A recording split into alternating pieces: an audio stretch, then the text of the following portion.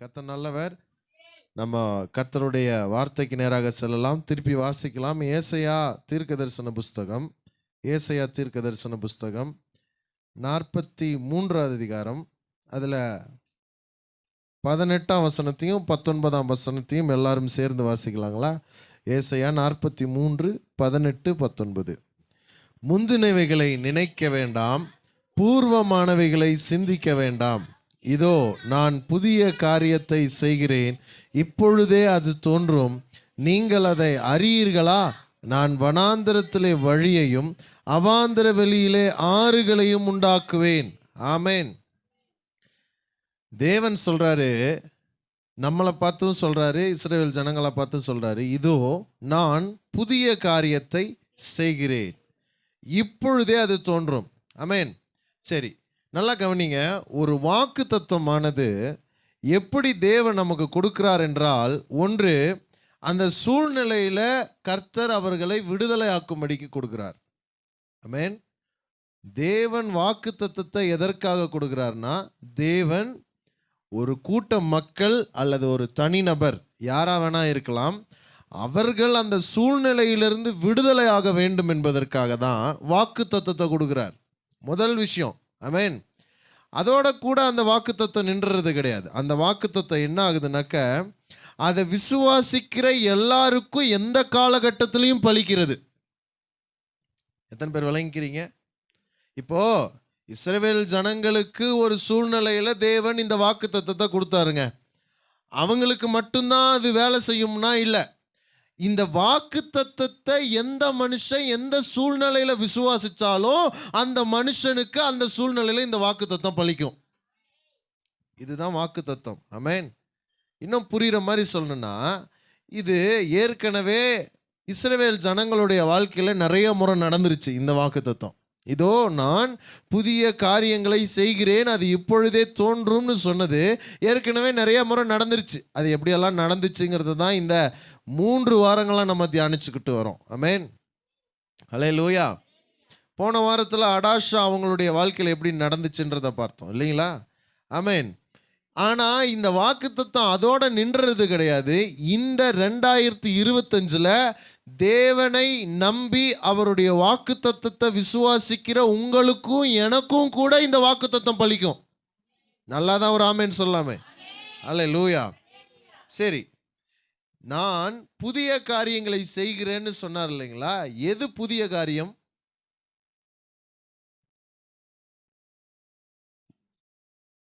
எதுங்க புதிய காரியம்? இல்லைங்க, அது ஒவ்வொரு நொடியும் செய்யறாரு. சரிங்க, என்ன புதிய காரியத்தை செய்வாருங்களா? ஆமென். நம்முடைய இருதயத்தை அவர் புதுசா மாத்துறாரு. ஆமென். முதல்ல நல்லா கவனிங்க. இதோ நான் புதிய காரியத்தை செய்கிறேன்னு சொன்னோன்ன ஆண்டவர் நம்ம வாழ்க்கையில் எல்லாத்தையும் புதுசா மாத்திடுவாராட்டிருக்கு. அப்படியே நம்ம அந்த அர்த்தத்தில் எடுத்துக்க முடியாதுங்க. ஏன்னா இதனுடைய பின்னணியை நீங்கள் தியானிக்கும் பொழுது தான் அதனுடைய உண்மையான அர்த்தம் நமக்கு விளங்குது.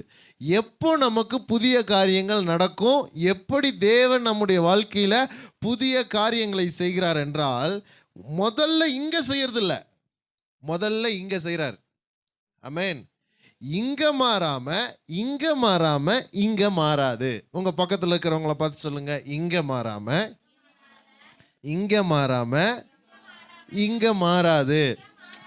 நம்ம எப்போவுமே மாட்டை பின்னாடி கட்டி தாங்க பழக்கம் இல்லைங்களா? பின்னாடி கட்டி அடி அடின்னு அடித்தா வண்டி நகருன்றீங்க, நகராது. நம்ம எப்போவுமே என்ன பண்ணுறோம்? ஆண்டவரே இங்கே மாற்றுங்க, கடன் பிரச்சனையை மாற்றுங்க ஆண்டவரே, என்னுடைய இந்த பிரச்சனையை மாற்றுங்க ஆண்டவரே, என் பிள்ளைகளுடைய திருமண காரியத்தை பார்த்துக்கோங்க ஆண்டவர். இங்கே மாறுறதுக்கு முன்னாடி இங்கே மாறணும்.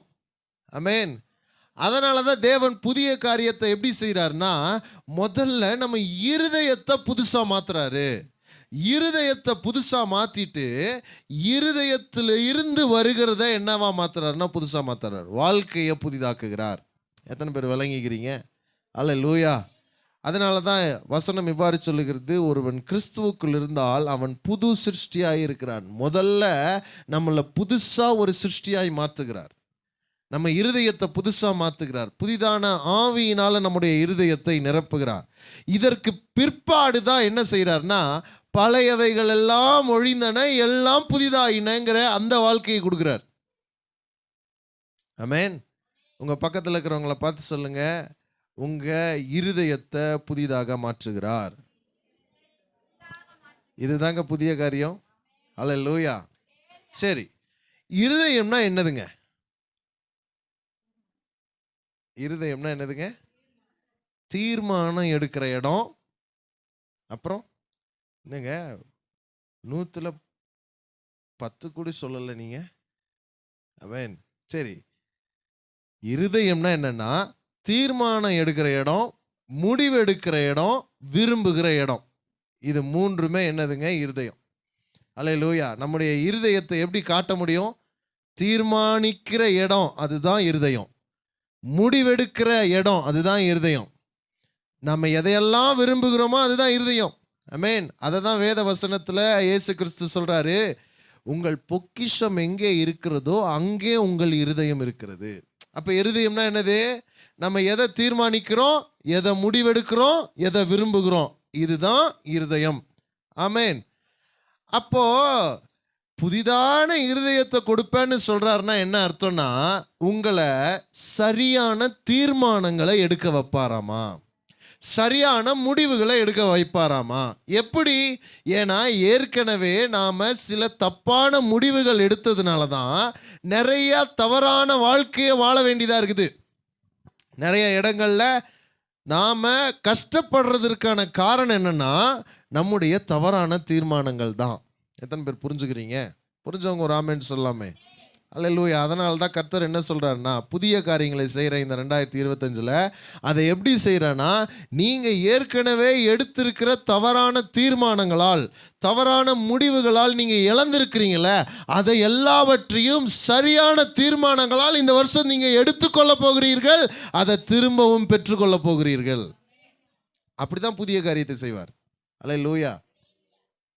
சரியான தீர்மானங்கள் எடுக்கணும். நம்ம உங்கள் பக்கத்தில் இருக்கிறவங்கள பார்த்து சொல்லுங்க, சரியான தீர்மானங்கள் எடுக்கணுங்க. ஆமென். அது தெளிவாக இருக்கணும், குழப்பமாக இருக்கக்கூடாது. மதில் மேலே பூனைன்ற மாதிரி இந்த பக்கமா அப்படி இல்லாமல் தெளிவாக இருக்கணும். நான் இதை சார்ந்து தான் இருப்பேன், இதுதான் என் முடிவு. இதற்கு ஆவியானவருடைய துணை ரொம்ப அவசியம். அல்லேலூயா. நம்ம எப்படி தனியாக தீர்மானம் எடுக்க முடியும்?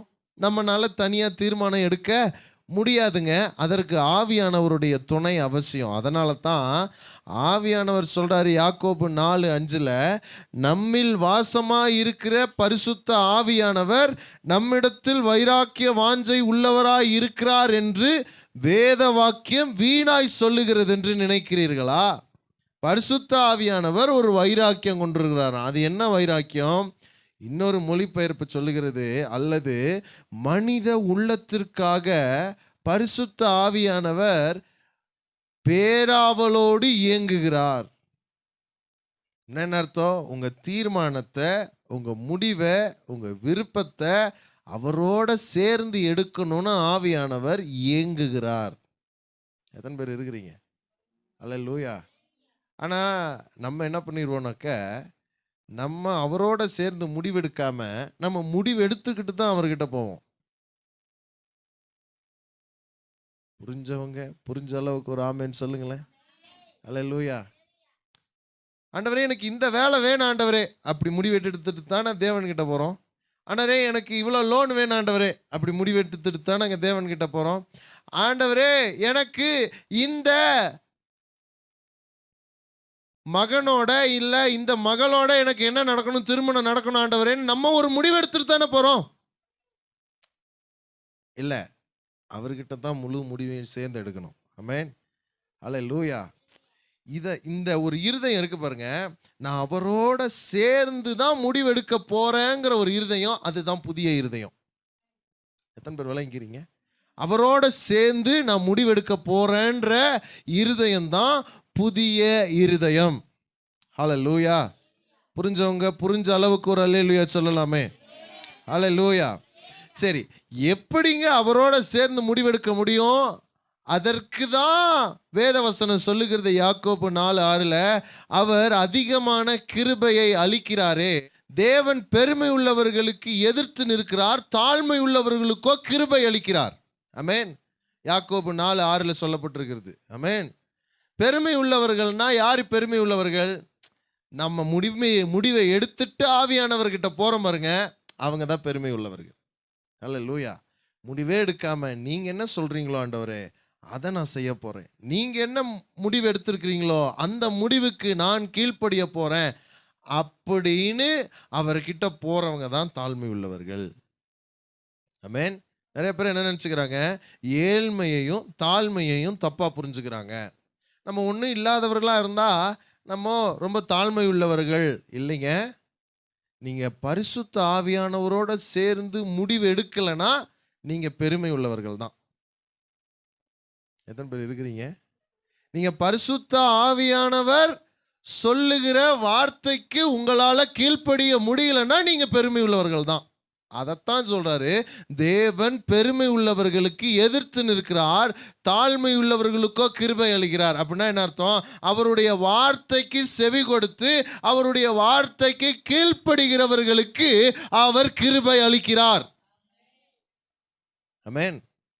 இன்னும் கொஞ்சம் புரியுற மாதிரி சொல்லலாங்களா? எப்படின்னா, அவருடைய வார்த்தைக்கு செவி கொடுத்து அவருடைய வார்த்தைக்கு ஒத்துழைக்கிறவர்களுக்கு அவர் கிருபை அளிக்கிறார். ஒத்துழைக்கிறவர்கள் சொல்லுங்க, ஒத்துழைக்கிறவர்கள். அதாவது தாழ்மைய எங்கெல்லாம் நம்ம பார்க்குறோமோ அங்கெல்லாம் என்ன இருக்கும் தெரியுங்களா? கீழ்ப்படிதல்ன்ற ஒரு வார்த்தை இருக்கும். தாழ்மை உள்ளவர்கள் கீழ்ப்படிவார்கள். தாழ்மைக்கும் கீழ்ப்படிதலுக்கும் ஒரு தொடர்பு இருந்துகிட்டே இருக்கும். ஆமென். இப்போ நாம தேவனுடைய தீர்மானத்திற்கு ஒத்துழைக்கிறோம் அப்படின்னாக்க நம்ம கீழ்ப்படுகிறோம், தாழ்மைப்படுகிறோம்னு அர்த்தம். ஒத்துழைப்பது சொல்லுங்க, ஒத்துழைப்பது. ஆமென். அப்போ ஒத்துழைக்கலன்னா என்ன பண்ணுவோம்? கீழ்ப்படிய மாட்டோம், தாழ்மைப்பட மாட்டோம். அல்லேலூயா, அல்லேலூயா. ஆமென்.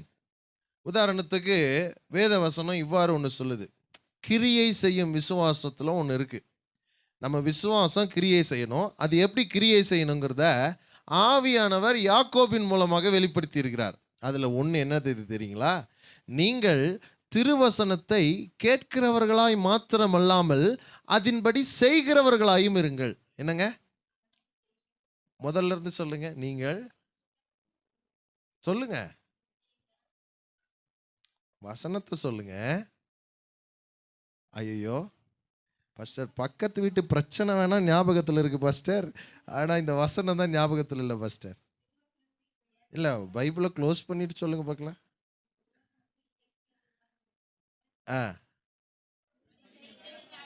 ஐயோ, எத்தனை பேர் சேர்ந்து ஒரு வசனத்தை சொல்ல வேண்டியதா இருக்கு. அல்லேலூயா. நல்லா புரிஞ்சுக்கோங்க, இது ஒரு கிரியை செய்யும் விசுவாசம். நம்ம விசுவாசம் கிரியை செய்யணும்.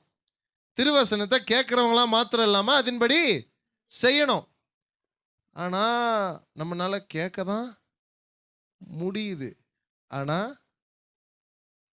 அப்படி செய்ய முடியலன்னா நம்ம எப்படிப்பட்டவங்க? பெருமை உள்ளவர்களா, தாழ்மை உள்ளவர்களா? எல்லாம் நல்லா தெரியுது இல்லைங்களா? அல்லேலூயா. நம்ம பெருமை உள்ளவர்கள் தானங்க. அப்புறம் பெருமை உள்ளவர்களுக்கு தேவன் என்ன பண்றாராம்? எனக்கு ஆண்டவர் எதுவுமே செய்ய மாட்டேங்கிறாருங்க. ஏங்க செய்ய மாட்டேங்கிறாரு? நீங்க தான் ரொம்ப பெருமையான ஆளா இருக்கிறீங்களே, அவர் சொல்றத செய்ய மாட்டேங்கிறீங்களே. கேட்குறீங்க, ஆனா என்ன பண்ண மாட்டேங்கிறீங்க? செய்ய மாட்டேங்கிறீங்களே. அப்போ அவரினால எப்படி உங்களுக்கு கிருபையை கொடுக்க முடியும்? இப்ப பிரச்சனை என்னது தெரியுங்களா? அவர் சொல்றதற்கு ஒத்துழைக்கணும். சொல்லுங்க, அவர் சொல்றதுக்கு ஒத்துழைக்கணும். அவ்வளோதான் விஷயம். அவருடைய தீர்மானத்திற்கு ஒத்துழைக்கணும். ஆமென். போன வாரம் நம்ம தியானிச்சோம் இல்லைங்களா? அடாஷா அவங்களுடைய வாழ்க்கையில அடாஷாவும் மொர்தேகாய்க்கு ஒத்துழைச்சாங்க, மொர்தேகாய் அடாஷாவுக்கு ஒத்துழைச்சாங்க. இவங்க ரெண்டு பேர்த்தினுடைய ஒத்துழைப்பும் தேவனுக்கு ஒத்துழைக்கிறது மாதிரி இருந்ததுனால அவர்கள் யூத குலத்தையே அந்த மரணத்திலிருந்து காப்பாற்றினார்கள். நான் சொல்லுகிறேன், நீங்களும் ஒத்துழைக்கும் பொழுது ஒவ்வொருத்தரும் ஒருத்தருக்கு ஒருத்தர் தேவனுடைய திட்டத்திற்காக, தேவனுடைய தீர்மானத்திற்காக, தேவனுடைய சித்தத்திற்காக, தேவனுடைய வார்த்தைக்காக நாம் ஒவ்வொருவரும் ஒருத்தருக்கு ஒருத்தர் ஒத்துழைக்கும் பொழுது, தேவனுக்கு ஒத்துழைக்கிறோம், தேவனுக்கு ஒத்துழைப்பு கொடுக்கும் பொழுது ஒரு பெரிய கூட்ட ஜனத்தையே மரணத்திலிருந்து தப்புவிப்போம். எத்தனை பேர் இருக்கிறீங்க? அல்லேலூயா, ஹல்லேலூயா. சரி, இன்னைக்கு கொஞ்சம் அதை நம்ம ஆழமாக பார்க்கலாங்களா? ஒத்துழைக்கிறதுனா என்னது, ஒத்துழைப்புனா என்னது அப்படிங்கிறத நம்ம இன்னைக்கு கொஞ்சம் ஆழமாக தியானிக்கலாம். ஆமென். இந்த புதிய காரியங்களை இந்த வருஷத்தில் கர்த்தர் செய்ய போகிறார். திருப்பி வாசிக்கலாம். எபிரேயர் 11வது அதிகாரம். எபிரேயர் 11வது அதிகாரம், அதில் 6ஆம் வசனத்தை வாசிக்கலாங்களா எல்லாரும் சேர்ந்து? எபிரேயர் 11:6. விசுவாசம் இல்லாமல் தேவனுக்கு பிரியமாய் இருப்பது கூடாத காரியம். ஏனென்றால் தேவனிடத்தில் சேருகிறவன் அவர் உண்டென்றும் அவர் தம்மை தேடுகிறவர்களுக்கு பலன் அளிக்கிறவர் என்றும் விசுவாசிக்க வேண்டும். ஆமென். அப்போ நம்ம தேவனுக்கு பிரியமுள்ளவர்களா இருக்கணும் அப்படின்னா நாம விசுவாசிக்கணும். ஒரு ஆமேனை கூட காண பாருங்க. அல்லேலூயா. நம்ம தேவனுக்கு பிரியமா இருக்கணும்னா என்ன பண்ணுங்க? விசுவாசிக்கணும். 365 நாள்ல 52 வாரத்துக்கு நான் சர்ச்சுக்கு வந்துட்டேங்க. நீங்க 52 வாரம் சர்ச்சுக்கு வந்தாலும் அவர் உங்கள் மேல பிரியமா இருக்க முடியாது. அல்லேலூயா. நான் பைபிள்லாம் கரெக்டா படிச்சிருவேங்க, அதனாலையும் நீங்க அவருக்கு பிரியமா இருந்துற முடியாதுங்க. நான் என்ன பண்ணிடுவேங்க, காணிக்கையெல்லாம் கரெக்டாக போட்டுருவேங்க, அதனாலையும் நீங்கள் அவருக்கு பிரியமாக இருந்துற முடியாது. அல்லேலூயா. இவைகளில் விசுவாசம் இல்லைன்னா அது பிரயோஜனமற்றது தான். விசுவாசத்தோட விதைக்கணும், விசுவாசத்தோட ஜெபிக்கணும், விசுவாசத்தோட ஆலயத்திற்கு வரணும், விசுவாசத்தோட உபவாசிக்கணும், விசுவாசத்தோட வாழ்றது தான் தேவனுக்கு பிரியமான வாழ்க்கை. விசுவாசம் இல்லைன்னா தேவனுக்கு பிரியமா இருக்கவே முடியாது. இப்போ அதுக்கும் ஒத்துழைப்புக்கும் என்னங்க சம்பந்தம்? விசுவாசிக்கிறவன் தாங்க ஒத்துழைப்பான், விசுவாசிக்காதவர்களால் ஒத்துழைக்க முடியாது. தேவஜனமே, எத்தனை பேர் இருக்கிறீங்க? நீங்க ஒத்துழைக்கிறீங்க அப்படின்னாலே விசுவாசிக்கிறீங்கன்னு அர்த்தம். நீங்க விசுவாசிச்சீங்கன்னா ஒத்துழைப்பீங்க. ஆமென். சரி, இப்போ இங்க பாருங்க, விசுவாசம் இல்லாமல் தேவனுக்கு பிரியமா இருப்பது கூடாத காரியம். ஏனென்றால் தேவனிடத்தில் சேருகிறவன், சொல்லுங்க, சேருகிறவன், சேருகிறவன். இது எப்படி இருக்கு தெரியுங்களா? கட்சி சேர்க்கிற மாதிரி இல்லை. அல்லேலூயா. கட்சி சேர்க்கிற மாதிரி இல்லைங்க. தேவனிடத்தில் சேருகிறவன், விசுவாசிக்கிறவன் தேவனிடத்தில் சேருவான். உங்க பக்கத்தில் இருக்கிறவங்கள பார்த்து சொல்லுங்க, விசுவாசிச்சா தேவனிடத்தில் சேருவோம். அல்லேலூயா. சேருகிறவன் அப்படின்னா என்ன அர்த்தம்? ஆண்டவரே, நீங்க என் வாழ்க்கையை குறித்து ஒரு திட்டம் வச்சிருக்கிறீங்க, நீங்க என் வாழ்க்கையை குறித்து நிறைய தீர்மானிச்சு வச்சிருக்கிறீங்க, நீங்க என் வாழ்க்கையை குறித்து நிறைய பிளான் போட்டு வச்சிருக்கிறீங்க. அதற்கு நான் உங்ககிட்ட சேர்றேன், உங்களோட சேர்றேன், உங்களோட நான் வாழ போறேன், உங்களோட நான் இருக்க போறேன். அதுக்கு பேர் தான் விசுவாசம். மறுபடியும் சொல்லட்டுங்களா? தேவன் நம்முடைய வாழ்க்கையில என்ன சித்தத்தை வச்சிருக்கிறாரோ, என்னத்தை தீர்மானிச்சு வச்சிருக்கிறாரோ, நம்ம வாழ்க்கை முழுவதற்குமான என்னென்ன திட்டங்கள் இருக்குதோ அது எல்லாவற்றையும் அவர் தீர்மானிச்சு வச்சிருக்கிறார் இல்லைங்களா? அந்த தீர்மானத்தோடவும் அவரோடவும் சேருவது தான் விசுவாசம். இன்னும் சொல்லணும்னா அந்த சித்தத்திற்கு ஒத்துழைப்பு கொடுப்பது தான் விசுவாசம். ஆமென். அந்த சித்தத்திற்கு ஒத்துழைப்பு கொடுப்பது தான் விசுவாசம். அல்லேலூயா. அப்ப சொல்லுங்க, நான் தேவனிடத்தில் சேருவது தான் விசுவாசம். அப்படின்னா என்ன அர்த்தம்? தேவனுடைய திட்டத்தோட சேர்றது, தேவனுடைய சித்தத்தோட சேர்றது. சரி, தேவன் என்னங்க என்னை குறித்து யோசிச்சு வச்சிருக்கிறாரு, தேவன் என்னங்க என்னை குறித்து நினைச்சு வச்சிருக்கிறாரு, அவருடைய திட்டம் என்னங்க, அவருடைய விருப்பம் என்னங்கன்னு உங்களுக்கு ஒரு கேள்வி எழும்பலாம்.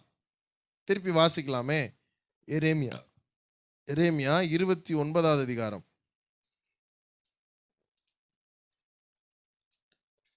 எரேமியா 29வது அதிகாரம்.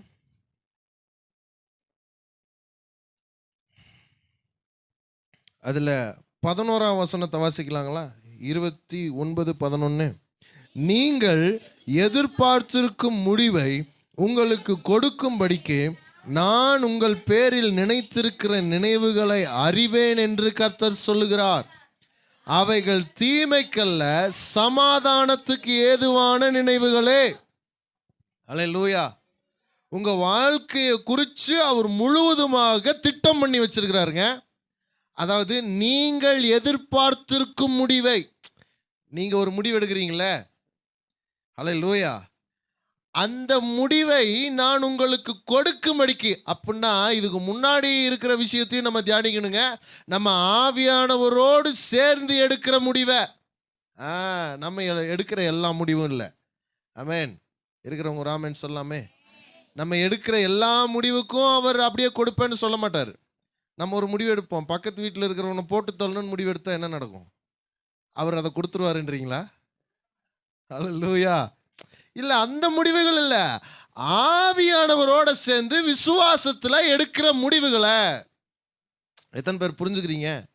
ஆவியானவரோடு சேர்ந்து விசுவாசத்தில் எடுக்கிற முடிவுகளை, தேவனுடைய சித்தத்திற்கு, தேவனுடைய திட்டத்திற்கு, தேவன் நம்முடைய வாழ்க்கையை குறித்து தீர்மானித்து வச்சிருக்கிறாரே, அந்த முடிவுக்கு ஆண்டவரோட சேருகிறாங்க பாருங்க.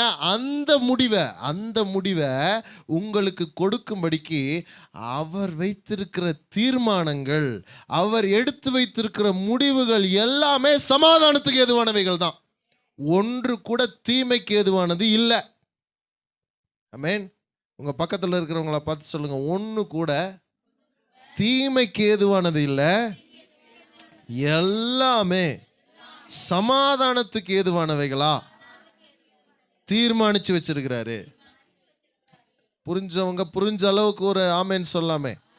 ஹல்லேலூயா. சரி, அப்போ அவர் ஒன்றை நம்ம வாழ்க்கையை குறித்து தீர்மானிச்சு வச்சிருக்கிறார் இல்லைங்களா? அவர் ஒரு சித்தம் வச்சிருக்கிறார் இல்லைங்களா? அவர் ஒரு முடிவு எடுத்திருக்கிறார் இல்லைங்களா? அந்த முடிவுக்கு அவரோட சேருகிறது, அதாவது ஒத்துழைப்பது தான் விசுவாசம். ஒத்துழைப்பது, சொல்லுங்க, ஒத்துழைப்பது. அல்லேலூயா. சரி, இப்போ எபிரேயர் 11வது அதிகாரம் 6ஆம் வசனத்துக்கு வரலாங்களா? ஏனென்றால் தேவனிடத்தில் சேருகிறவன், அவரிடத்தில் சேருகிறவன், அவருக்கு ஒத்துழைப்பு கொடுப்பவன், அவர் உண்டென்றும் அவர் தம்மை தேடுகிறவர்களுக்கு பலன் அளிக்கிறவர் என்றும் விசுவாசிக்க வேண்டும். இன்னொரு வார்த்தையும் சேர்ந்து வருது பாருங்க. சேருகிறவன் அப்படின்னா ஒத்துழைப்பு கொடுப்பவன் அர்த்தம்.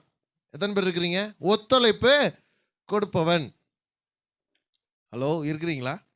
அல்லேலூயா. இப்போ நம்ம திருச்சபையில் புத்தாண்டு ஆராதனை நடந்துச்சு இல்லைங்களா?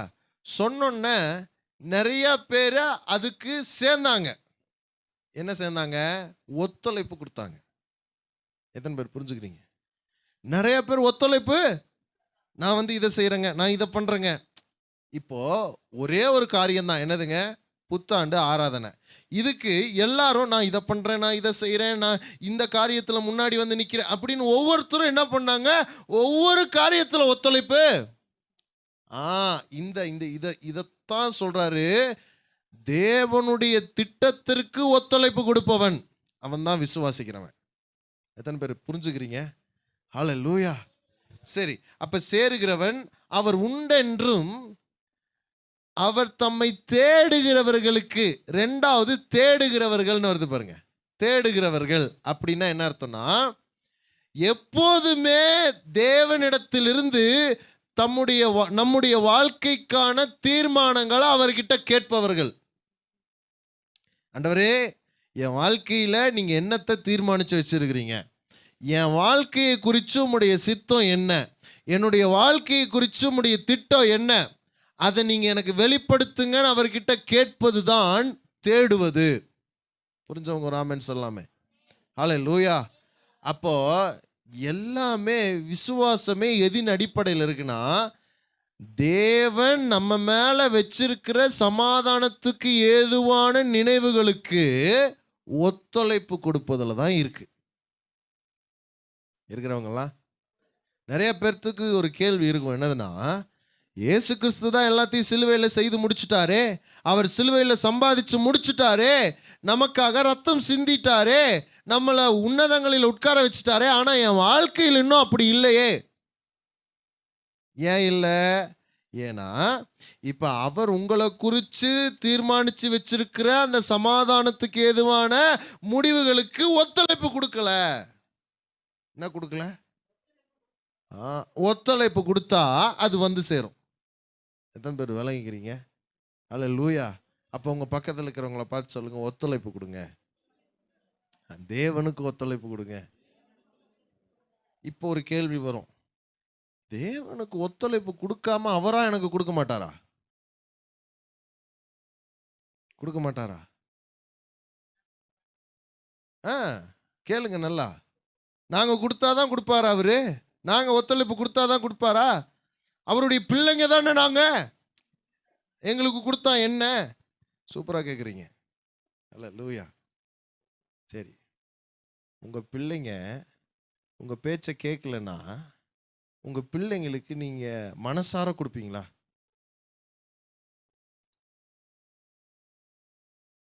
கேட்டாலுமே உங்கள் பிள்ளைங்க உங்களுக்கு ஒத்துழைப்பு கொடுக்கலன்னா கொடுக்க மாட்டீங்க. அப்படித்தானே? அல்லேலூயா. அப்போது நம்மளே அப்படி இருக்கும்போது நம்மளை படைச்சவர் எப்படி இருப்பார்? இந்த குணம் எங்கேருந்து வந்துச்சுங்கிறீங்க? நம்ம பேச்சை கேட்கலனா, நம்ம பிள்ளைங்க நம்முடைய பேச்சுக்கு ஒத்துழைப்பு கொடுக்கலனா அவங்களுக்கு கொடுக்க மாட்டோங்கிற குணம் எங்கேருந்து வந்துச்சு? இவர்கிட்ட இருந்து தான் வந்துச்சு. அல்லேலூயா. உங்களுக்கு யாராவது சொல்லி கொடுத்தாங்களா? எப்பா உங்கள் பிள்ளைங்க உங்கள் பேச்சை கேட்கலனா நீங்கள் உங்கள் பிள்ளைங்களுக்கு இதெல்லாம் செய்யாதீங்கன்னு யாராவது சொல்லி கொடுத்துருக்குறாங்களா? இல்லை, அது உள்ளுக்குள்ளரே இருக்கிற குணங்க. இந்த குணம் எங்கேருந்து வந்துச்சுன்னா இங்கிருந்து தான் வந்துச்சு. இது ஒரு நல்ல குணம் தான். ஆமென். ஒத்துழைப்பு கொடுக்காம அவர்னால ஒன்றுமே செய்ய முடியாது. இப்போ ஒத்துழைப்பு கொடுக்கல அப்படின்னா என்ன அர்த்தம் தெரியுங்களா? இப்போ நம்ம பையன் நம்ம பேச்சுக்கு கீழ்ப்படியலைன்னா என்ன அர்த்தம்? மதிக்கல அர்த்தம், ஒத்துழைப்பு கொடுக்கலன்னு அர்த்தம். இன்னும் சரி, நமக்கு புரிகிற மாதிரி இன்னும் கொஞ்சம் ஆழமாக சொல்லலாமே. எப்படின்னா, இப்போ நம்ம பையன் நம்ம பேச்சை கேட்கவே இல்லைங்க. ஒரு நாள் கேட்கல, 2 நாள் கேட்கல, ஒரு 10 நாள் கேட்கல, அப்புறம் ஒரு வருஷத்துக்கே கேட்கல, அப்புறம் 2 வருஷம் ஆகுது சுத்தமாக கேட்க மாட்டேங்கிறான். அப்படி ஒரு நிலைமைக்கு போகும்போது என்ன நடக்கும்ன்றீங்க? ரொம்ப மோசமாக சொல்லிட்டீங்க. அல்லேலூயா. அப்போ என்ன சொல்லுவாங்கனாக்க ஒரு பெற்றோர், நீ எனக்கு பையனும் இல்லை, நான் உனக்கு அப்பாவும் இல்லை. இப்போ ஒத்துழைப்பு கொடுக்கலன்னு ஒன்னா என்ன நடக்குதுங்க? உறவு அங்கே இல்லாமல் போகுது. புரிஞ்சுக்கிறீங்களா? அப்போ உறவு இல்லைன்னு அங்கேருந்து ஒன்றுமே வராது. அப்பாவுக்கு கோடிக்கணக்கான சொத்து இருந்தாலும் உறவு இல்லைனாக்க அப்பாவுடைய இதெல்லாம் பிள்ளைக்கு வராது. எத்தனை பேர் விளங்கிக்கிறீங்க? ஹல்லேலூயா. இதே தான் தேவஜனமே இங்கேயும் நடக்குது. இங்கே என்னன்னா, இங்கே ஒத்துழைப்பு கொடுக்காததுனால உறவு இல்லை. உறவு இல்லாததுனால இங்க அவர் சம்பாதிச்சு வச்சிருக்கிற எதுவுமே நமக்கு வந்து சேர மாட்டேங்குது. இதனால தான் வேதம் சொல்லுகிறது விசுவாசிக்க வேண்டும். அதாவது அவருடைய வார்த்தைக்கு ஒத்துழைப்பு கொடுக்க வேண்டும். எத்தனை பேர் விளங்கிக்கிறீங்க? ஆமென். நீங்க அவருக்கு ஒத்துழைப்பு கொடுக்க ஆரம்பிச்சிட்டீங்கன்னா அப்போ ஒன்று வெளிப்பட ஆரம்பிக்கிறது. அது என்னவென்றால், நீங்கள் தேவனோடு உறவாடுகிறீர்கள். அவருக்கு நீங்க ரொம்ப தேவை, உங்களுக்கு அவர் ரொம்ப தேவை அப்படிங்கிற உறவை நீங்க வெளிப்படுத்துறீங்க. அதனால நீங்க ஒத்துழைப்பு கொடுப்பதனால உங்களுக்கு எல்லாமே வந்து சேரும். அவர் தம்மை தேடுகிறவர்களுக்கு பலன் அளிக்கிறவர் என்றும் விசுவாசிக்க வேண்டும். அதாவது அவருக்கு ஒத்துழைப்பு கொடுக்கிறவர்களுக்கு எல்லாத்தையுமே கொடுக்கிறாரு. நல்ல ஒரு ஆமென் சொல்லுங்களேன். அல்லேலூயா. சரி, இந்த எபிரேயர் 11வது அதிகாரத்தில் 2 பேர் அந்த மாதிரி ஒத்துழைப்பு கொடுத்துருக்குறாங்க. 2 பேர் அந்த மாதிரி ஒத்துழைப்பு கொடுத்துருக்குறாங்க. அவங்க யாருன்றதை மட்டும் வாசிச்சுட்டு நம்ம ஜெபம் பண்ணலாங்களா? சரி, வாசிக்கலாம். எபிரேயர் 11வது அதிகாரம், அதில் 8ஆம் வசனத்தை வாசிக்கலாங்களா? 8ஆம் வசனத்தை வாசிக்கலாமா? விசுவாசத்தினாலே, என்னத்தினாலே? விசுவாசத்தினாலே ஆபிரகாம் தான் சுதந்திரமாக பெறப்போகிற இடத்திற்கு போகும்படி அழைக்கப்பட்ட போது கீழ்ப்படிந்து தான் போகும் இடம் இன்னதென்று அறியாமல் புறப்பட்டு போனான். ஆமென். விசுவாசத்தினாலே ஆபிரகாம். எதனாலே ஆபிரகாம்? விசுவாசம்னாலே என்னதுங்க? தேவனுடைய திட்டத்திற்கு, தேவனுடைய சித்தத்திற்கு ஒத்துழைப்பு கொடுப்பது தான் விசுவாசம். ஆமென். இப்போ ஆபிரகாம் தேவனுடைய திட்டத்திற்கு ஒத்துழைப்பு கொடுத்து அவர் என்ன பண்றாருங்க? தான் போகிற இடம் இன்னதென்றே தெரியாம போறார். ஹலோ, விசுவாசம் பார்த்தீங்களா என்ன செய்துன்னு? ஆமென். சரி, இப்போ வாசிக்கலாங்களா? ஆதியாகமம் 12வது அதிகாரம் 1ஆம் வசனத்தை வாசிக்கலாமே.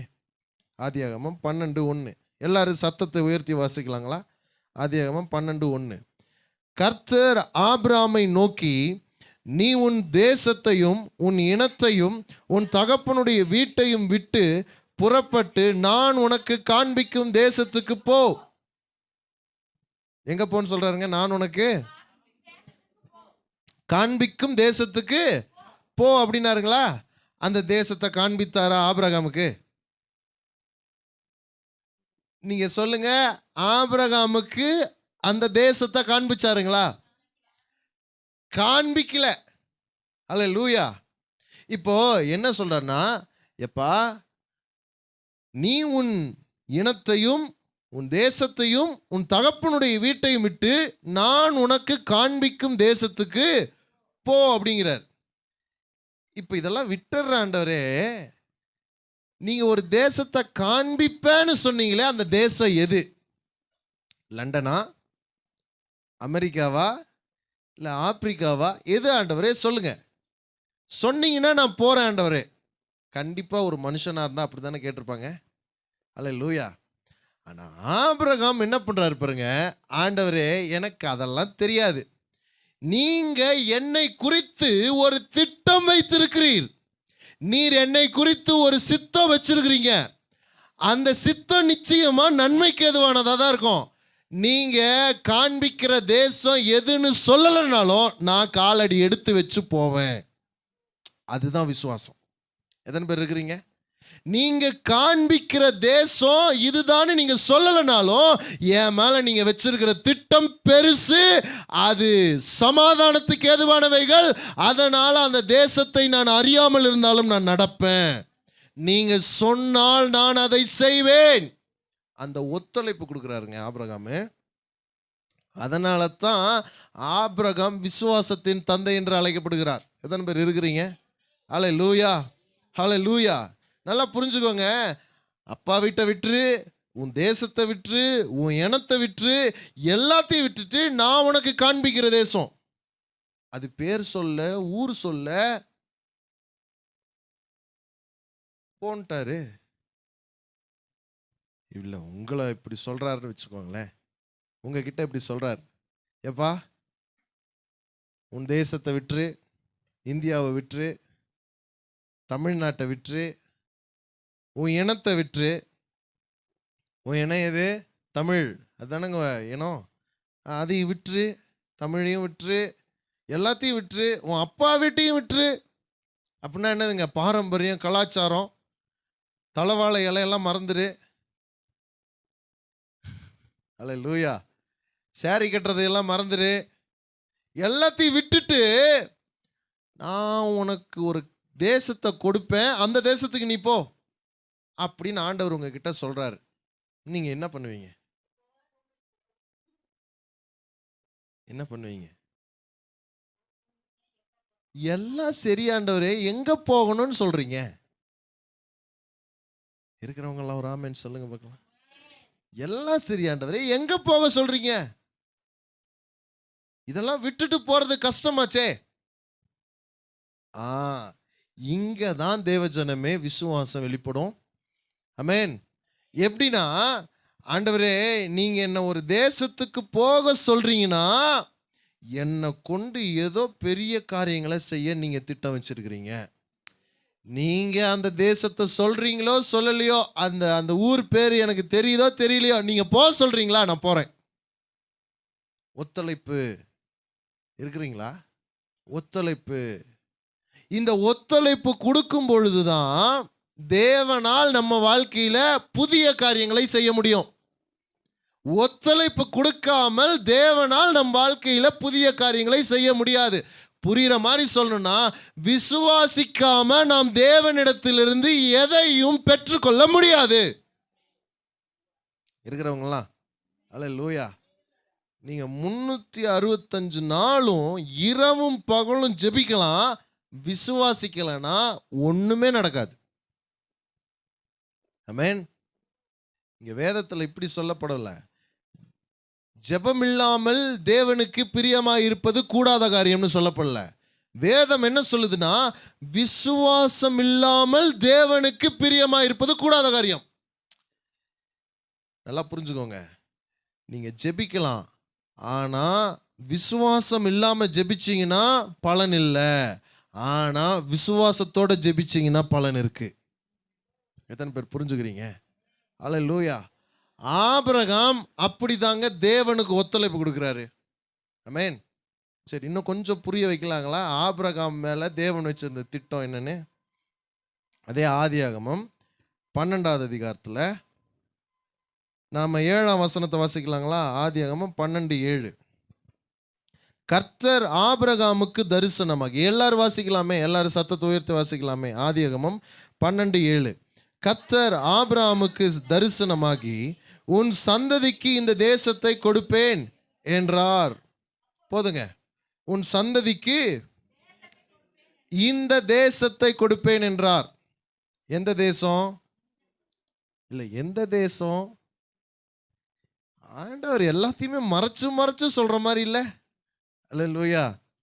எல்லாமே இப்படி மறைச்சு மறைச்சு சொல்றீங்களே ஆண்டவரே. அதான் நம்ம ஆண்டவருக்கு நம்ம சர்ச்சில் ஒரு பேர் வச்சிருக்கிறோம், அதிகமான சர்ப்ரைஸ் கொடுக்குற தேவன். அல்லேலூயா. எல்லாத்தையுமே மறைச்சு மறைச்சு கொடுப்பாரு. இருக்கிறவங்களோ ராமன் சொல்லாமே. சரி, அந்த தேசம் என்னங்கிறத ரோமர்ல பவுல் சொல்றாரு பாருங்க. திருப்பி வாசிக்கலாம். ரோமர் 4வது அதிகாரம், ரோமர் 4வது அதிகாரம் 13ஆம் வசனத்தை வாசிக்கலாங்களா? எல்லாரும் சேர்ந்து வாசிக்கலாமே. ரோமர் 4:13 எல்லாரும் சேர்ந்து வாசிக்கலாம், சத்தத்தை உயர்த்தி வாசிக்கலாம். அன்றியும் உலகத்தை சுதந்தரிப்பான் என்கிற வாக்குத்தத்தம் ஆபிரகாமுக்காவது அவன் சந்ததிக்காவது நியாயப்பிரமாணத்தினால் கிடையாமல் விசுவாசத்தினால் வருகிற நீதியினால் கிடைத்தது. நம்ம ஆதியாகமம் 12:7 வாசி சொல்லிங்களா? இந்த தேசத்தை உன் சந்ததிக்கு கொடுப்பேன்னு சொன்னாருங்களா? நல்லா கவனிங்க. உன் சந்ததிக்கு கொடுப்பேன்னு சொன்னாருங்களா? இப்போ எந்த தேசம்ங்கிறத தேவன் பவுல் மூலமாக வெளிப்படுத்துகிறார். இந்த உலகத்தையே நான் உனக்கு தருவேன்னு சொல்றார். எப்படிங்க? உலகத்தையே ஆபிரகாமுக்கு தான் தருவாராம். ஆபிரகாமின் சந்ததிக்கு தருவேன்னு சொன்னார். யாருக்குங்க? சத்தமா சொல்லுங்க, சத்தமா சொல்லுங்க. ஆபிரகாமின் சந்ததிக்கு தருவேன்னு சொன்னாருங்களா? இப்போ கவனிங்க. இப்போ இதெல்லாம் ஆபிரகாமுக்கு புரியுன்றீங்க. நீ வீட்டை விட்டுட்டு வாப்பா, நான் உலகத்தை தரேன் உனக்கு. இப்போ உங்ககிட்ட சொல்றாரு, நான் உலகத்தையே உனக்கு தரேன். ஏண்டவரே, எனக்கா உலகத்தை தர போறீங்க? ஹலோ, இருக்கிறீங்களா? உலகத்தையே நான் உனக்கு தரேன்னு சொல்றாருங்க ஆபிரகாமுக்கு. ஆபிரகாமுக்கு அது புரியும்? புரியாது. அல்லேலூயா. அதுதான் தேவன் உங்களை வாழ வைக்கும்படிக்கு வைத்திருக்கிற திட்டம் ரொம்ப பெருசு. அது நமக்கு புரியவே புரியாது. அது புரியாட்டி போயிட்டு போகுது. இவர் சொல்றத கேட்டு வாழ்ந்தாலே அந்த திட்டம் நடந்துரும். எத்தனை பேர் இருக்கிறீங்க? அப்பா சொல்றத கேட்டு வாழ்ந்தாலே போதும், அவர் உங்க மேல வச்சிருக்கிற திட்டம், அவர் உங்க மேல வச்சிருக்கிற சித்தம் அப்படியே நடந்துரும். புரிஞ்சவங்க ஒரு ஆமென் சொல்லாமே. அல்லேலூயா. சரி, இப்போ உலகத்தை சுதந்தரிப்பான் என்று சொன்னார் இல்லைங்களா? இப்போ அது எப்படி நடக்கும் அப்படிங்கிறத பாருங்க, எப்படி நடந்துச்சுங்கிறத பாருங்க, எப்படி நடந்துச்சுன்றத பாருங்க. திருப்பி வாசிக்கலாம். கலாத்தியர் 3வது அதிகாரம், அதுல 16வது வசனத்தை வாசிக்கலாங்களா? 16, கலாத்தியர் 3:16. எல்லாரும் சத்தத்தை உயர்த்தி வாசிக்கலாமா? ஆபிரகாமுக்கும் அவனுடைய சந்ததிக்கும் வாக்குத்தத்தங்கள் பண்ணப்பட்டன. சந்ததிகளுக்கு என்று அநேகரை குறித்து சொல்லாமல் உன் சந்ததிக்கென்று ஒருவனை குறித்து சொல்லியிருக்கிறார். அந்த சந்ததி கிறிஸ்துவே. எத்தனை பேர் இருக்கிறீங்க? இப்போ ஆபிரகாம் கிட்ட சொன்னார், இந்த தேசத்தை உன் சந்ததிக்கு கொடுப்பேன்னார். இந்த தேசம்னா என்னதுங்க? முழு உலகத்தையும் உன் சந்ததிக்கு கொடுப்பேன்னு சொன்னாருங்களா? இப்போ கலாத்தியர்ல பவுல் சொல்றாரு, எப்பா சந்ததிகளுக்கு என்று அநேகரை குறித்து சொல்லாம சந்ததின்னு ஒருவரை குறித்து சொல்லி இருக்கிறார். இந்த தேசத்தை உன் சந்ததிக்கு கொடுப்பேன்னு தான் சொன்னாரே தவிர இந்த தேசத்தை உன் சந்ததிகளுக்கு கொடுப்பேன்னு சொல்லல. ஆபிரகாமுடைய சந்ததிகளுக்குன்னு சொல்லல, ஆபிரகாமுடைய சந்ததிக்கு. சந்ததிகள்னா பன்மை, சந்ததினா ஒருமை, இல்லைங்களா? இப்போ ஆபிரகாமுடைய ஒரே வாரிசுக்குத்தான் இந்த முழு உலகத்தையும் தருவேன்னு சொன்னார். ஆமென். இப்போ ஆபிரகாமுக்கு அடுத்து யாருங்க? ஈசாக்கு, யாக்கோபு. ஹலோ, அதுக்கப்புறம் யாருன்னு தெரியலீங்களா? ஆமென். இதெல்லாம் நீங்க தெரிஞ்சு வச்சுக்கணும். ஆமென். இது ரொம்ப அவசியமான ஒன்று. பக்கத்து வீட்டு பிரச்சனை எந்த அளவுக்கு தெரியுது, அதை விட அதிகமாக வேதத்தில் இருக்கிற ரகசியங்கள்லாம் நீங்கள் தெரிஞ்சு வச்சுக்கணும். ஆமென். ஆபிரகாமுக்கு அடுத்து ஈசாக்கு, யாக்கோபு, யோசேப்பு, மோசே, அதுக்கப்புறம் பார்த்தீங்கன்னாக்க யோசுவா, காலேபு, அதுக்கப்புறம் கிதியோன், சிம்சோன், தாவீது, சவுலு, சாலமோன், எசேக்கியல், யோசபாத். இப்படியே வருது, இப்படியே வந்துக்கிட்டே இருக்கு. இப்படி வந்து தீர்க்கதரிசிகள்லாம் வராங்க. தீர்க்கதரிசிகள்லாம் வந்து அதுக்கு பின்னாடி தான் இயேசு பிறக்கிறார். இப்போ நல்லா கவனிங்க, ஆபிரகாமுடைய சந்ததியில இயேசு பிறந்து இயேசு இந்த முழு உலகத்தின் பாவத்திற்காகவும் மரித்து இந்த முழு உலகத்தையும் சுதந்தரிப்பார் என்பதுதான் ஆபிரகாமுக்கு தேவன் கொடுத்த வாக்குத்தத்தம். இது ஆபிரகாமுக்கு புரியாது. அல்லேலூயா. ஆபிரகாமுக்கு புரிஞ்சதெல்லாம் என்ன தெரியுங்களா? ஈசாக்கோட காலகட்டம் வரைக்கும் தான் புரியும். ஆமென். ஈசாக்கு வாழ்ற வரைக்கும் தான் ஆபிரகாமுக்கு புரியும். ஆனா தேவனுக்கு தான் தெரியும், ஆபிரகாமுக்கு பின்னாடி இத்தனை சந்ததிகளுக்கு பின்னாடி இயேசு கிறிஸ்து ஆபிரகாமுடைய சந்ததியில பிறந்து இந்த முழு உலகத்தையும் சுதந்தரிப்பார் என்பது தேவனுக்கு மட்டும்தான் தெரியும். நான் சொல்லுகிறேன், உங்களுடைய வாழ்க்கையை குறித்து தேவன் வைத்திருக்கிற திட்டம் தேவனுக்கு மட்டும்தாங்க புரியும். அந்த திட்டத்திற்கு நீங்க ஒத்துழைப்பு கொடுக்கணும்னா அவருடைய வார்த்தைக்கு செவி கொடுத்து அவருடைய வார்த்தையின்படி வாழ்ந்தாலே போதும். அவர் உங்கள் வாழ்க்கையில வைத்திருக்கிற திட்டத்தை அவர் நிறைவேற்றுவார். எத்தனை பேர் விளங்கிக்கிறீங்க? இப்படி தாங்க அவர் புதிய காரியத்தை செய்வார். புதிய காரியம் என்ன? என் வாழ்க்கையில் அப்படியே ஃப்ரிட்ஜ் புதுசாகிடும், டிவி புதுசாகிடும், அப்புறம் கட்டில் புதுசாகிடும். கட்டில் மேலே இருக்கிற மெத்த ஒன்றும் புதுசாகாது. அல்லேலூயா. நீங்க திட்டத்துக்கு, தேவன் உங்கள் மேல வச்சிருக்கிற சித்தத்திற்கு, அவருடைய வார்த்தைக்கு ஒத்துழைப்பு கொடுக்காம இங்க ஒன்றும் புதிதாவதில்லை. புரிஞ்சவங்களோ ராமன் சொல்லாங்களா? அதான் ஒரு பெரிய ஊழியக்காரர் இருக்கிறார். அவர் சொன்னாரு என்னன்னாக்க, ஒருவன் கிறிஸ்துவுக்குள் இருந்தால் புது சிருஷ்டியாக இருக்கிறான், பழையவைகள் ஒழிந்து போயின, எல்லாம் புதிதாயினன்னு சொல்லி இருக்குதே. ஆனா என் மூஞ்சி இன்னும் பழசாவே இருக்குதே. அல்லேலூயா. நான் ரட்சிக்கப்படுறதுக்கு முன்னாடி மூஞ்சி எப்படி இருந்துச்சோ அதே மாதிரிதான் ரட்சிக்கப்பட்ட பின்னாடி இருக்கு. நான் ரட்சிக்கப்படுறதுக்கு முன்னாடி என் பல்லு எப்படி கோணிக்கிட்டு இருந்துச்சோ அப்படியே தான் ரட்சிக்கப்பட்ட பின்னாடியும் பல்லு புதுசா மாறுச்சுங்களா? அப்ப எதை புதுசா மாற்றுவேன்னு சொல்றாரு? எதை புதுசாக்குவேன்றாரு? நம்முடைய இருதயத்தை. எப்படி இருதயத்தை புதுசாக்குறாரு? அவருடைய சித்தத்திற்கு, அவருடைய திட்டத்திற்கு, அவருடைய வார்த்தைக்கு ஒத்துழைப்பு கொடுக்கிற ஒரு இருதயமாக நம்மளை மாத்துறாரு. ஆமென் சொன்னவங்களை கர்த்தர் ஆசீர்வதிப்பார். அல்லேலூயா, அல்லேலூயா, அல்லேலூயா. கர்த்தர் உங்களுக்கு கட்டளை தருவாருன்றதாக்க ஆமென் சொல்லி இருந்திருப்பீங்கல்ல. புது இருதயம் ஒன்று தான் வரமாட்டேங்குதோ. அல்லேலூயா. தேவஜனமே, புது இருதயம் தாங்க மேட்ரு. புது இருதயம் தாங்க புதிய காரியம். எத்தனை பேர் இருக்கிறீங்க? அல்லேலூயா, அல்லேலூயா. சரி, இப்போ ஆபிரகாமை பார்த்துட்டோம் இல்லைங்களா? இன்னொரு மனுஷனையும் பார்த்துடலாங்களா? இன்னொரு மனுஷன் என்ன பண்ணாருன்னு பாருங்க. திருப்பி வாசிக்கலாம். எபிரேயர் 11வது அதிகாரம். எபிரேயர் 11வது அதிகாரம். அதில் 23ஆம் வசனத்தை வாசிக்கலாங்களா? 23, 24, 25 வாசிக்கலாங்களா?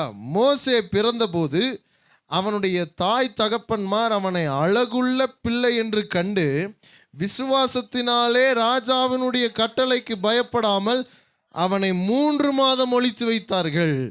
விசுவாசத்தினாலே மோசே தான் பெரியவனான போது பார்வோனுடைய குமாரத்தியின் மகன் எண்ணப்படுவதை வெறுத்து அநித்தியமான பாவ சந்தோஷத்தை அனுபவிப்பதை பார்க்கிலும் தேவனுடைய ஜனங்களோடே துன்பத்தை அனுபவிப்பதையே தெரிந்து கொண்டு இனி வரும் பலன் மேல் நோக்கமாயிருந்து எகிப்தில் உள்ள பொக்கிஷங்களிலும் கிறிஸ்துவின் நிமித்தம் வரும் நிந்தையை அதிக பாக்கியம் என்று எண்ணினான். சரி, இப்போ மோசே பிறந்தோடனே அவங்க அப்பா அம்மா என்ன பண்றாங்களாம்? மோசே ரொம்ப, சொல்லுங்களேன், சத்தமா பேசுங்க. இல்லை, நீங்கள் சத்தமாக பேசலைன்னா இன்னைக்கு ஆராதனையே முடியாது. சத்தமாக சொல்லுங்க. மோசே எப்படிப்பட்ட பிள்ளைன்னு அவங்க பெற்றோர் பார்க்குறாங்க? அழகுள்ள பிள்ளை என்று அவங்க அப்பாங்க பார்த்து என்ன பண்ணுறாங்களா? எனக்கு புரியலைங்க. இப்போ நம்மள என்ன அழகு இல்லையா? அப்போ மோசே அழகுள்ள பிள்ளைன்னு கண்டு ஒளிச்சு வைக்கிறாங்கன்னா அப்போ நம்ம ஆல்ரினையும் தான் ஒளிச்சு வைக்கணும் இல்ல? ஓ, நீங்க என்ன சொல்ல வரீங்கன்னா காக்கைக்கு தன் குஞ்சு இல்ல இல்ல இல்ல இல்ல, அப்படி இவங்க ஒளிச்சு வைக்கல. வெறும் அழகை பார்த்து ஒளிச்சு வைக்கலீங்க. ஐயோ சக்கச்சவேன்னு இருக்கிறாங்க, சுண்டுனா ரத்தம் வருதுங்க, அந்த அழகை பார்த்து ஒளிச்சு வைக்கலீங்க. அப்புறம் என்ன அழகை பார்த்து தான் ஒளிச்சு வச்சாங்க? அப்போஸ்தலருக்கு திருப்புங்களேன். அப்போஸ்தலர் 7வது அதிகாரம். அப்போஸ்தலர் 7வது அதிகாரம். அதுல 20ஆம் வசனத்தை வாசிக்கலாங்களா? அக்காலத்திலே மோசே பிறந்து, எடுத்துட்டீங்களா? அப்போஸ்தலர் 7வது அதிகாரம் 20ஆம் வசனம்.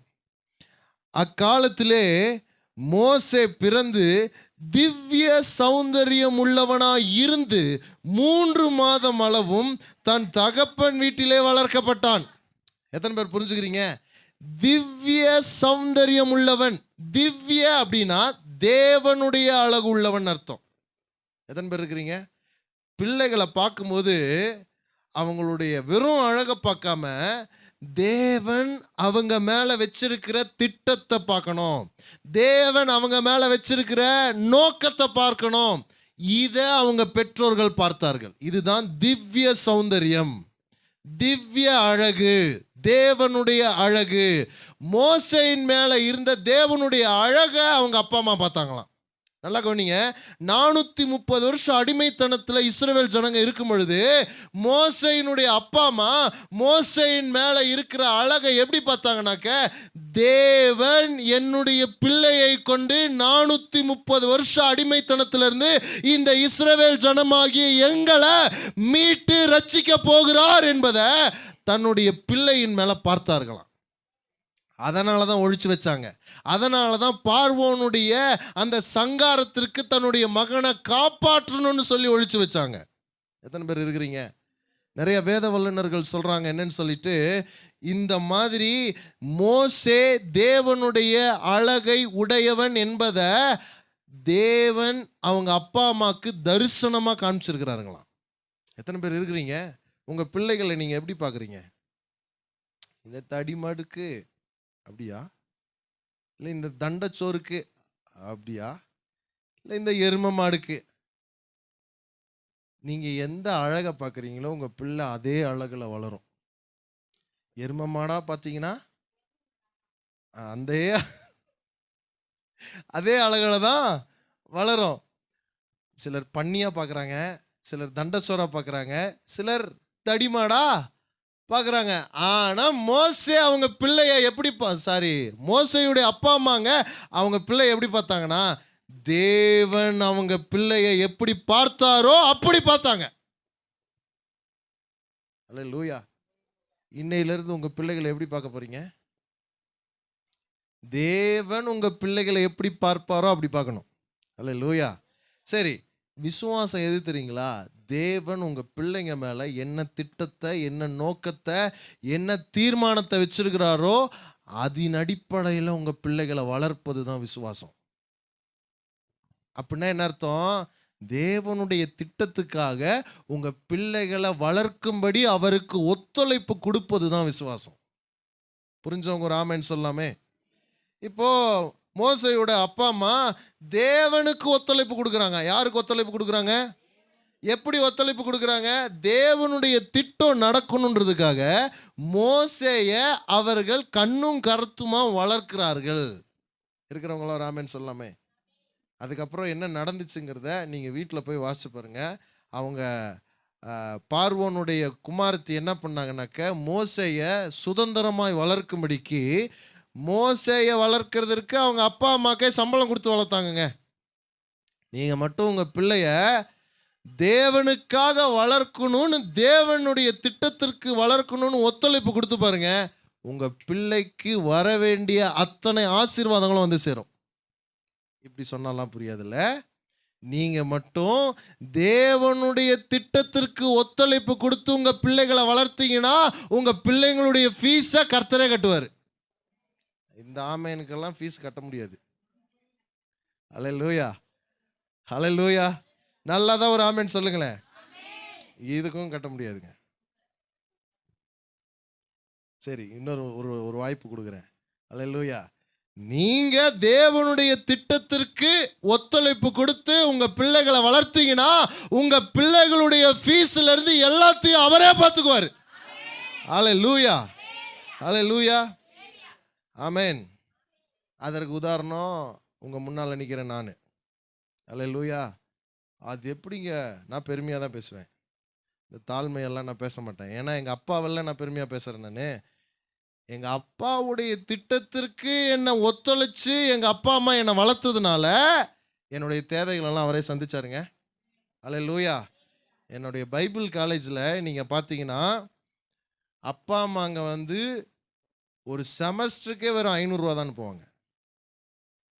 ஒரு செமஸ்டருக்கு 500 ரூபா தான் அனுப்புவாங்க. ஃபீஸுக்கும் கொஞ்சம் லேட் ஆகும் சேர்றதுக்கு. ஆனால் கர்த்தர் என்னுடைய தேவைகள் எல்லாத்தையும் சந்திச்சார். ஹல்லேலூயா. என் தேவைகள் எல்லாவற்றையும் அவர் பார்த்துக்கிட்டார். சோப்புலேருந்து, ஷாம்புலேருந்து, ப்ரஷ்ஷுலேருந்து எல்லாமே எனக்கு வரும். பிரியாணி முதற்கொண்டு வரும். வாரம் எனக்கு சரியான பிரியாணி வரும். அதுவும் விலை உயர்ந்த ரகமான சாப்பாடெல்லாம் எனக்கு சேரும். ஹல்லேலூயா. இதெல்லாம் எப்படி வருதுங்கிறீங்க?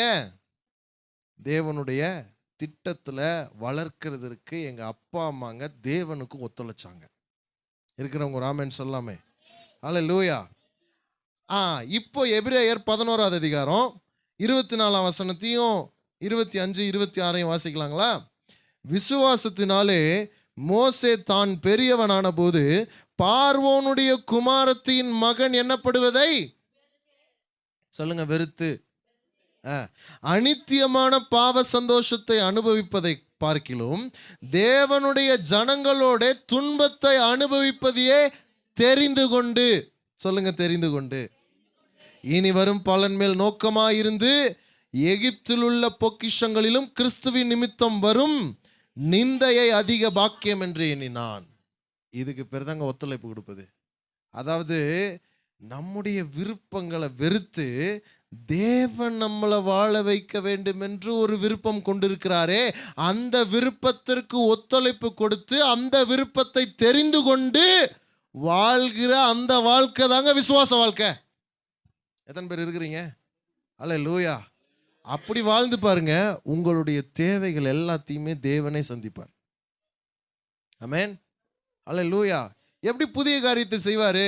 நம்முடைய விருப்பு வெறுப்புகள் எல்லாம் ஒதுக்கி வச்சுட்டு அவருடைய விருப்பம், அவருடைய தீர்மானம், அவருடைய சித்தம், அவருடைய நோக்கம்னு சொல்லி இந்த உலகத்துல நம்ம வாழும் பொழுது நம்முடைய இது எல்லாவற்றையும் அவர் பார்த்துக்கொள்வார். எத்தனை பேர் இருக்கிறீங்க? இருக்கிறவங்க ராமன் சொல்லலாமா? இதை தான் இயேசு கிறிஸ்து இப்படி சொல்றார். வாசிக்கலாங்களா? மார்க்கு 8வது அதிகாரம். மார்க் 8வது அதிகாரம். திருப்பிக்கோங்க வேகமா. மார்க் 8 அதுல 34ஆம் வசனத்தை வாசிக்கலாங்களா? 34. பின்பு அவர் ஜனங்களையும் தம்முடைய சீஷர்களையும் தம்மிடத்தில் அழைத்து, ஒருவன் என் பின்னே வர விரும்பினால் அவன் தன்னைத்தான் வெறுத்து தன் சிலுவையை எடுத்துக்கொண்டு என்னை பின்பற்ற கடவன். அல்லேலூயா. இப்போ நல்லா கவனிங்க. தன்னைத்தான் வெறுத்து தன் சிலுவையை எடுத்துக்கொண்டு என்னை பின்பற்ற கடவன். சிலுவைன்னு என்ன ஞாபகத்துக்கு வருதுங்க? சிலுவைன்னு என்ன ஞாபகத்துக்கு வருதுங்க? ஐயோ, உங்களுக்கு வேற இது புரியாது போல.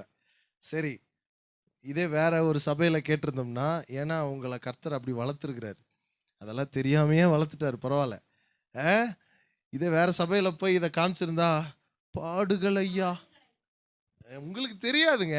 அல்லேலூயா. பாடுகள் இருப்பாங்க. அல்லேலூயா. இப்போ கர்த்தர் என்ன சொல்றாரு? ஒருவன் என்னை பின்பற்றி வர விரும்பினால் தன்னைத்தான் வெறுத்து சிலுவையை எடுத்துட்டு என்னை பின்பற்ற கடவன். அப்போ பாடுகளை சுமந்துட்டு, ஐயா நான் கடன் கட்ட முடியாமல் எவ்வளவு பாடுகளை பட்டுக்கிட்டு இருக்கிறேன் தெரியுங்களா? ஐயா நான் என் பிள்ளைகளை வளர்க்க முடியாமல் எத்தனை இதெல்லாம் இயேசுவுக்காக. யாருக்காக? நிஜமாங்களா? அல்லேலூயா. இல்ல அந்த பாட பத்தி சொல்லிங்க. இவரு அவரை பின்பற்றி வரணும்னா நம்ம கடன் பிரச்சனையிலையும், நம்ம பிள்ளைகளை வளர்க்க முடியாமையும், அதுக்கப்புறம் குடும்பத்தை நடத்த முடியாமையும் அனுபவித்து கொண்டிருக்கிற அந்த பாடுகளை பத்தி சொல்லல. அந்த பாடுகளை சுமப்பதினால் நாம் இயேசுவை பின்பற்றுகிறோம் என்று அர்த்தம் இல்லை. அல்லேலூயா. நான் அவருக்காக கடன் வாங்கி கஷ்டப்பட்டுக்கிட்டு இருக்கிறேன். சொல்லும் போதே சிரிப்பு வரல? அல்லேலூயா. அவருக்காக கடன் வாங்கினீங்களா? அல்லேலூயா. அப்ப அவர் எதை தான் சொல்றாரு? சிலுவை அப்படின்னாலே பாடுகள்ன்ற நினைக்கிற அந்த நினைவு தவறு. அப்ப சிலுவைனா என்னது? இயேசு கிறிஸ்துவின் மேல பிதா வச்சிருந்த திட்டம், இயேசு கிறிஸ்துவின் மேல பிதா வச்சிருந்த தீர்மானம். அந்த தீர்மானத்திற்கு இயேசு கிறிஸ்து ஒத்துழைப்பு கொடுத்தாரு. ஆமென். இந்த உலகத்திற்குள்ளராக போய் மனு குலத்தினுடைய அத்தனை பாவத்தையும் நீ சிலுவையில சுமந்து தீர்க்க வேண்டும் என்று சொல்லி இயேசு கிறிஸ்துவின் மீது பிதா வைத்திருந்த திட்டத்திற்கு இயேசு கிறிஸ்து ஒத்துழைப்பு கொடுத்தாரு பாருங்க. அந்த மாதிரி நீங்களும் நானும் நம்முடைய விருப்பங்களை எல்லாம் வெறுத்து தேவனுடைய தீர்மானத்திற்கு, தேவனுடைய திட்டத்திற்கு, தேவனுடைய சித்தத்திற்கு ஒத்துழைப்பு கொடுப்பதற்கு பேருதான் சிலுவையை எடுத்துக்கொண்டு வாழ்வது. புரிஞ்சவங்களா? ஒரு ஆமென் சொல்லாங்களா? நான் கடனை சுமந்துக்கிட்டு இருக்கிறேங்க. இல்லைங்க, தேவனுடைய திட்டத்திற்காக வாழ்றது தான். நம்முடைய விருப்பங்களை எல்லாம் ஒதுக்கி வச்சுட்டு தேவனுடைய சித்தத்திற்காக இந்த உலகத்தில் வாழ்ற அந்த வாழ்க்கைக்கு பேர் தான் தன்னைத்தான் வெறுத்து சிலுவை எடுத்துக்கொண்டு வாழ்வது. அவங்கள தான் சொல்றாரு, அவங்க தான் என்னை பின்பற்றுகிறவர்கள். யாரு? சிலுவையை எடுத்துக்கிட்டு நடக்கிறவங்க, தன்னுடைய தீர்மானங்களை எல்லாம் ஒதுக்கி வச்சுட்டு தேவனுடைய தீர்மானங்களுக்கு ஒத்துழைப்பு கொடுக்கிறவங்க தான் அவரை பின்பற்றுகிறவர்கள். அல்லேலூயா. பாஸ்டர் அதெல்லாம் ரொம்ப கஷ்டம் பாஸ்டர், அதெல்லாம் ரொம்ப கஷ்டம் பாஸ்டர், இல்லைங்களா? சரி, அதுக்கு வர பலனை பார்த்தா ரொம்ப ஈஸி ஆகிடும். என்றைக்குமே நமக்கு ஒரு தீர்மானத்தை எடுக்கிறதுக்கு நம்ம என்ன பண்ணுவோம் தெரியுங்களா? இதனால நமக்கு நன்மை வருமா? எப்படிங்க? இதனால நமக்கு நன்மை வருமா? வரும்னு தெரிஞ்சிருந்தா ஓகேன்னு சொல்லிடுவோம். இருக்கிறவங்களோ ராமன் சொல்லுங்களேன். அல்லேலூயா. வரும்னு தெரிஞ்சா ஓகே சொல்லிடுவோம். இல்லை வராதுன்னு தெரிஞ்சா இது வேண்டான்றுவோம். சரி, நம்ம தேவனுடைய சித்தத்துல வாழ முடியுமா அப்படின்னா, தேவனுடைய சித்தத்துல வாழ்ந்தா, நம்மளை நாம வெறுத்து தேவனுடைய சித்தத்திற்கு அர்ப்பணிச்சு வாழ்ந்தா என்ன பலன் இருக்குதுங்கிறத தெரிஞ்சுக்கிட்டா நம்மளால ஈஸியா என்ன பண்ண முடியுங்க, நம்முடைய தீர்மானங்களை விட்டு அவருடைய தீர்மானத்துக்குள்ள வர முடியும். திருப்பி வாசிக்கலாங்களா? மார்க் 9வது அதிகாரம்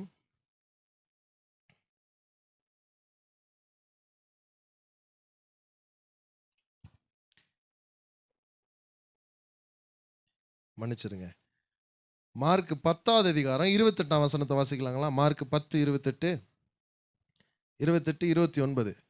அப்பொழுது பேதுரு அவரை நோக்கி, இதோ நாங்கள் எல்லாவற்றையும் விட்டு உம்மை பின்பற்றினோமே என்று சொல்ல தொடங்கினார்கள். நம்மள மாதிரியே இருக்கிறாங்க இல்லைங்களா? அல்லேலூயா. நாங்கள் எல்லாத்தையும் விட்டுட்டு உங்களை பின்பற்றினோமே ஆண்டவரே. இவங்க என்னத்தை விட்டாங்க? சாப்பாடை விட்டாங்க, அப்புறம் வேலையை விட்டாங்க, சம்பளத்தை விட்டாங்க. இதை தான் சொல்கிறாங்க, நாங்கள் எல்லாத்தையும் விட்டுட்டு உம்மை பின்பற்றினோமே ஆண்டவரே அப்படின்னு. அதுக்கு இயேசு சொல்கிறாரு, வாசிங்களேன். அதற்கு இயேசு பிரதியுத்தரமாக, என் நிமித்தமாகவும் சுவிசேஷத்தின் நிமித்தமாகவும் வீட்டையாவது சகோதரரையாவது சகோதரிகளையாவது தகப்பனையாவது தாயையாவது மனைவியையாவது பிள்ளைகளையாவது நிலங்களையாவது விட்டவன் எவனும் இப்பொழுது இம்மையிலே துன்பங்களோடு கூட 100 வீடுகளையும் சகோதரரையும் சகோதரிகளையும் தாய்களையும் பிள்ளைகளையும் நிலங்களையும் மறுமையிலே நித்திய ஜீவனையும் அடைவான் என்று மெய்யாகவே உங்களுக்கு சொல்லுகிறேன். அல்லேலூயா. இப்போ இழந்ததை நீங்க அவருக்காக விட்டதை எல்லாம் 100 திரும்ப பெறுவீர்களாம். எத்தனை பேர் இருக்கிறீங்க? அல்லேலூயா. சத்தமா ஒரு ஆமென் சொல்லுங்களேன். அல்லேலூயா. நான் விசுவாசிக்கிறேங்க, நிச்சயமாகவே நான் 100 பெற்றுக்கொள்வேன். எனக்காக நீங்கள் ஆமேன் சொன்னதுக்காக கர்த்தர் உங்களை ஆசீர்வதிப்பாராங்க. அல்லேலூயா. உங்களுக்காக நான் சொல்லுகிறேன், நீங்கள் தேவனுக்காக வாழும் பொழுது, தேவனுக்காக நிற்கும் பொழுது, தேவனுடைய திட்டத்தில் நிற்கும் பொழுது, சுவிசேஷத்திற்காக நிற்கும் பொழுது, அநேக ஜனங்களை ரட்சிப்புக்குள்ளராக நடத்துவதற்காக நீங்கள் நிற்கும் பொழுது நிச்சயமாக உங்களுக்கு 100 ஆசீர்வாதங்களை கர்த்தர் கொடுப்பார். எத்தனை பேர் இருக்கிறீங்க? இதுதாங்க புதிய காரியம், இதுதாங்க புதிய காரியம். நீங்கள் அவருக்கு ஒத்துழைப்பு கொடுத்து பாருங்க என்ன நடக்கும்னு. இதை இன்னொரு விதத்தில் இயேசு கிறிஸ்து சொல்கிறாரு. லூக்கா வேற மாதிரி சொல்கிறாரு பாருங்க. லூக்கா 9வது அதிகாரம் அதில் 23ஆம் வசனத்தை வாசிக்கலாங்களா? லூக்கா 9:23. பின்பு அவர் எல்லாரையும் நோக்கி, ஒருவன் என் பின்னே வர விரும்பினால் அவன் தன்னைத்தான் வெறுத்து தன் சிலுவையை அனுதினமும் எடுத்துக்கொண்டு என்னை பின்பற்ற கடவன்.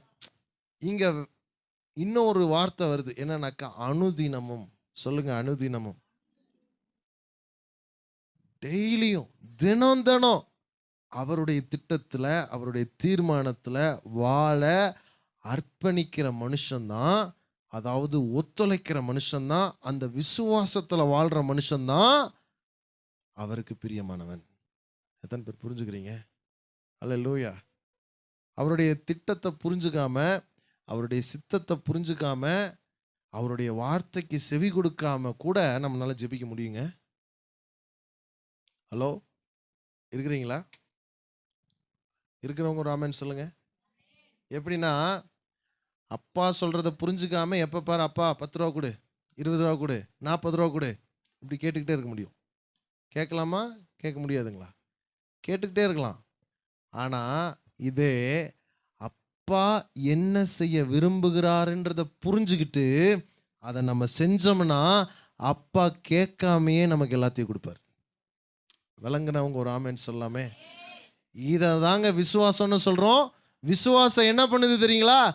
தேவன் நமக்கு எதை செய்யணும்னு திட்டம் வச்சிருக்கிறாரோ அதை செய்யறதற்கு நம்ம ஒத்துழைப்பு கொடுப்பதனால தேவன் நமக்கு நினைப்பதற்கும் வேண்டுவதற்கும் மிகவும் அதிகமாக எல்லாத்தையும் செய்கிறார்.